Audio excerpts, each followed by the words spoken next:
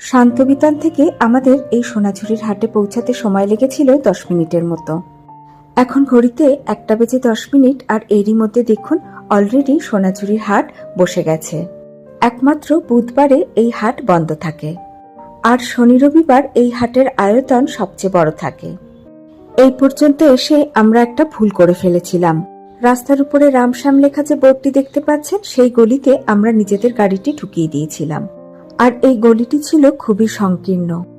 আসলে আমাদের রামশ্যাম ভিলেজ রিসর্টের রেস্টুরেন্টে দুপুরের খাবারের প্ল্যান ছিল, কিন্তু রামশ্যাম রেস্টুরেন্টের সামনে জানেন গাড়ি রাখার কোনো জায়গায় নেই, আর রাস্তার অবস্থাও সেরকমই খারাপ।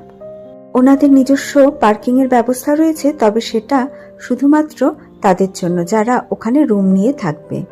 শেষমেশ আমরা আবার গাড়ি ঘুরিয়ে এনে এরকম একটি গাছের ছায়ার নিচে নিজেদের গাড়িটিকে রেখেছিলাম। আপনারা আমাদের মতো এই ভুলটি করবেন না। সোনাঝুরির হাট ছাড়িয়ে সোজা রাস্তা বরাবর আরেকটু এগোলে হাতের ডান দিকে এখন একটি মাঠের মধ্যে বেশ বড় গাড়ি পার্কিং এর ব্যবস্থা করা হয়েছে, যেটা আমাদের একদমই অজানা ছিল।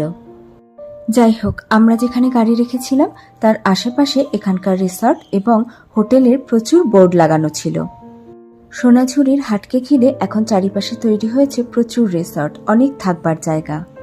আপনারা আমার এই ভিডিওটি যদি একটু পজ এবং জুম করে বোর্ডগুলিকে দেখেন, তাহলে বেশ কিছু রিসর্টের ফোন নাম্বার কিন্তু পেয়ে যাবেন। শকুন্তলা, সোনাঝুরি রূপকথা homestay, resort Titli, Ramshyam village resort, ভালোবাসা সিনিয়র সিটিজেন রেসিডেন্সি, এই সমস্ত থাকবার জায়গাগুলি যে রয়েছে শান্তিনিকেতনে, সেগুলি সব কিন্তু এই গলির মধ্যে। সোনাঝুরি অতিথি নিবাসও এখানেই রয়েছে। আপনারা ভিডিওটি পজ করে কন্ট্যাক্ট নাম্বারটি লিখে নিতে পারেন। শান্তিনিকেতনে এসে আপনারা যদি এখানে থাকেন, তাহলে পায়ে হেঁটেই সোনাঝুরির হাটে চলে আসতে পারবেন।